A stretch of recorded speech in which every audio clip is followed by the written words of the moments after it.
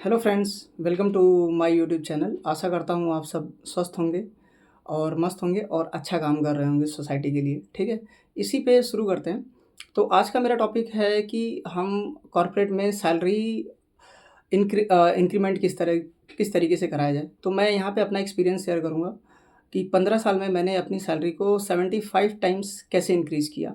तो मैं जैसा कि पहले ही बता चुका हूँ, मैं 2010 से काम कर रहा हूँ और तकरीबन मुझे 15 साल का वर्क एक्सपीरियंस है। इस टाइम फ्रेम में मेरी सैलरी 75 टाइम्स बढ़ी हुई है, ठीक है?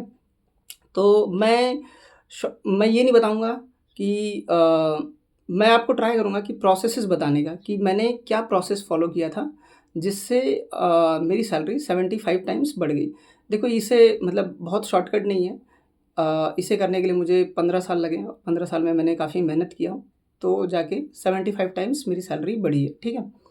तो मैं आपको प्रोसेस को बताता हूँ किस तरीके से करना है, आप चाहिए तो आप पॉइंट आउट भी कर सकते हो। तो फर्स्ट पॉइंट है कि आप अपने स्किल्स को इम्प्रूव करो, जो सबसे इम्पोर्टेंट है।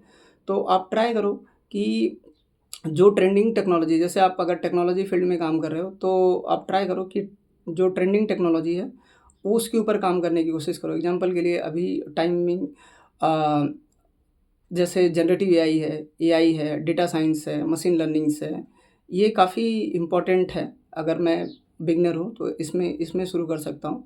और जैसे प्रॉब्लम सॉल्विंग स्किल्स हो गई, ठीक है? ये भी काफ़ी इम्पोर्टेंट होती है, ठीक है? तो ये स्किल्स है, जैसे एग्ज़ाम्पल के लिए मैं अपना दूँ तो मैं 2010 से शुरुआत किया था मोबाइल टेक्नोलॉजी से, आईओएस, एंड्रॉयड से।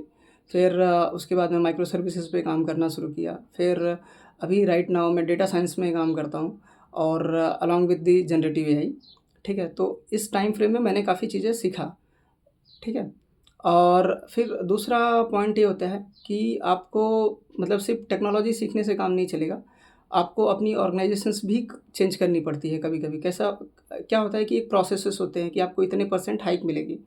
तो अब आपको बड़ी हाइक चाहिए, एग्ज़ाम्पल के लिए आपको 2 टाइम्स चाहिए या 200% चाहिए या 100% चाहिए, तो उसके लिए एक ही तरीका होता है कि आपको कंपनी चेंज करनी पड़ेगी, आपको अपने कम्फ़र्ट ज़ोन से बाहर निकलना पड़ेगा, ठीक है? तो कंपनी चेंज भी इस तरीके से नहीं किया जाता है कि बस पैसे के लिए कंपनी चेंज कर लो, आपको वो चीज़ें चेक करना पड़ेगा कि मुझे पैसे के अलावा वहाँ पे क्या मिलेगा। जैसे अगर मैं जेन एआई पे काम कर रहा हूँ, तो मुझे जेन एआई में वहाँ पे काम मिलेगा, या लेट्स से अगर मैं जेन एआई में काम कर रहा हूँ, अगर मुझे सी प्लस प्लस पे फिर से डाल दिया, तो फिर आप एक तरह से आपका जो वैल्यू है वो मोस्टली कम हो रहा है, क्योंकि जो मास स्किल्स पे आज के डेट में चाहिए वो जनरेटिव एआई चाहिए, डेटा साइंस चाहिए, ठीक है?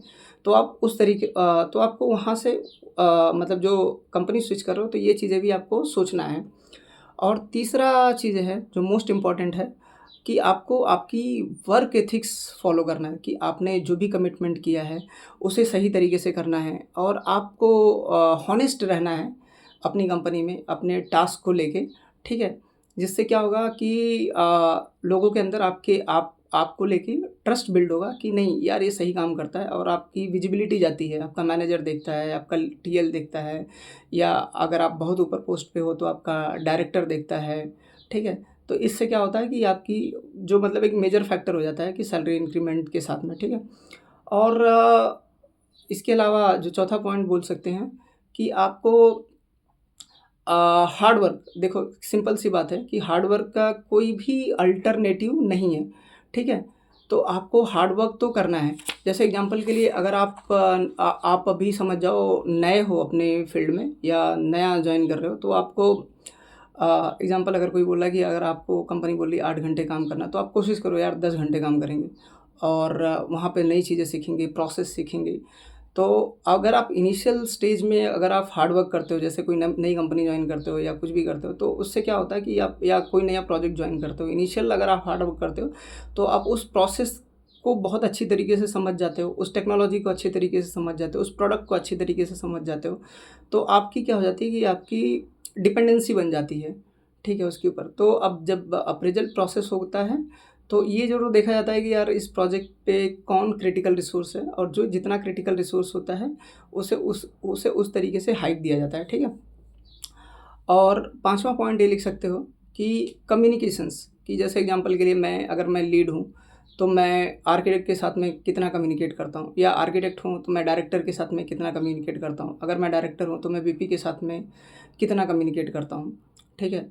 तो ये कम्युनिकेशंस बहुत इंपॉर्टेंट है, जिससे आपको पता चलता है कि नेक्स्ट लेवल पे आपको क्या करना है, ठीक है। तो ये पाँचवा पॉइंट है। और छठवां पॉइंट मोस्ट इम्पॉर्टेंट है, जो मेरे एक्सपीरियंस से मैंने देखा है कि लोग ना कंपेयर करने लगते हैं सैलरी को, मतलब अपने कलीग के साथ में, यार मेरी सैलरी ना मतलब कम है इसके कंपेयर टू, काम हम दोनों सेम कर रहे हैं लेकिन मेरी सैलरी कम है। तो इससे क्या होता है, डिमोटिवेट हो जाते हैं और कोई दूसरी जॉब सर्च करने लगेंगे, या अपनी पाथ से ब्रेक करने लगते हैं, जो लर्निंग वाली जो कर्व होती है उससे ब्रेक करने लगते हैं। तो ये इससे मतलब शॉर्ट टर्म में तो बेनिफिट मिल जाएगी आपको, बट लॉन्ग टर्म में बहुत डिफ़िकल्ट है इससे बेनिफिट लेना, ठीक है। तो ट्राई करो कि आप जो है सैलरी कंपेयर मत करो अपने कलीग के साथ में। आप ये इस पे जाओ कि आप प्रोसेस फ़ॉलो करोगे और आप लर्निंग करोगे, ठीक है, कि आपकी कितनी लर्निंग्स है। आप उस लेवल पे गेज करो अपने कलीग के साथ में कि मुझे कितना आता है और तुम्हें कितना आता है, ठीक है। तो ये इस बेसिस पे आप देखो, जो सैलरी है ना वो एक प्रोसेस का पार्ट है। अगर आप प्रोसेस फ़ॉलो करोगे अच्छे तरीके से, अगर आपको चीज़ें आती हैं तो सैलरी बाय डिफ़ॉल्ट आपको मिल जाएगी, ठीक है। मतलब हो सकता है कि आपको करंट में ना मिले, दूसरी कंपनी में मिल जाएगी, बट ऑब्वियस है आपको आराम से चीज़ें मिल जाएगी। और और इसके अलावा जैसे अगर आपको उसी कंपनी में ग्रो करनी है तो एक सातवां पॉइंट होती है कि आप अंडरस्टैंड करो उस बिज़नेस को, ठीक है। आप बिज़नेस को अंडरस्टैंड जब करते हो तो आपको समझ में आती है कि आप कितने क्रिटिकल रिसोर्स हो उस ऑर्गेनाइजेशंस के लिए।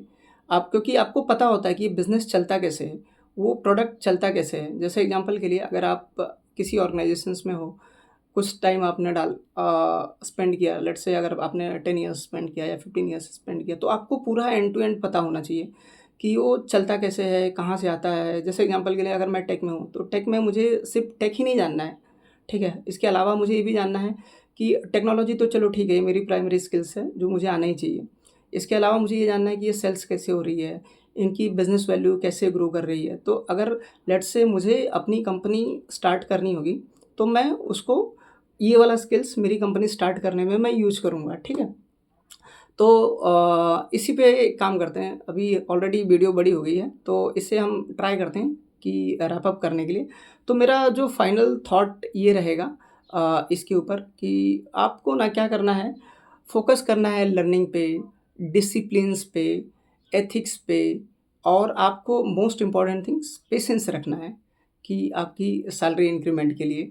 तो सम क्या होता है ना, सैलरी जो होता है वो बढ़ेगी, ठीक है। सम टाइम्स ऐसा होगा कि आपको इंस्टेंट बढ़ती हुई दिखे, सम टाइम ऐसा होगा कि बहुत ही स्लोली बढ़ेगी। बट आप अगर पेशेंस रखोगे और आप सीखते रहोगे, तो बट ऑब्वियस है कि आप उस पाथ को आराम से अचीव कर लोगे। आपकी जो ड्रीम सैलरी है वो आपको मिलेगी, ठीक है। इसी पे इस वीडियो को एंड करते हैं। जय हिंद, जय भारत, सीखते रहो, ठीक है। Keep motivated. Thank you.